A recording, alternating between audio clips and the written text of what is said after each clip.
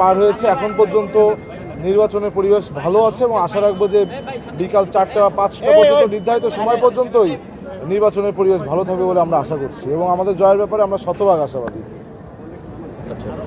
মানে শিক্ষার্থীদের উদ্দেশ্যে আপনার বক্তব্য কি? শিক্ষার্থীদের উদ্দেশ্যে আমরা বলতে চাই, বিশেষ করে যারা অনাবাসিক শিক্ষার্থী, যে আপনাদের উপস্থিতি বদলে দেবে পরিস্থিতি। সুতরাং আপনারা সকলে আপনাদের ভোটাধিকার প্রয়োগ করতে আসুন। আপনারা জানেন গত 17 বছরে 4.5 কোটি তরুণ প্রজন্মের 4.5 কোটি ভোটার তারা কখনো ভোটাধিকার প্রয়োগ করতে পারেনি।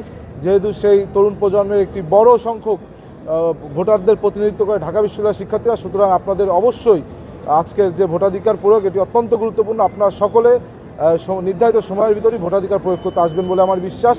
এবং আমি একটি কথাই বলতে চাই যে যদি লক্ষ্য থাকে অটুট, বিশ্বাস হৃদয়ে, হবেই হবে দেখা হবে বিজয়। আপনি তো ভোট দিলেন, আজকে ভোট দেওয়ার জন্য সময়টা পেয়েছেন যথেষ্ট কিনা, প্রক্রিয়াটা কেমন লেগেছে আপনার? না, আসলে কেউ তো বাধ্য করেনি যে বের হয়ে যাও, একটু সময় লেগেছে কিন্তু ভোট দিয়েছি।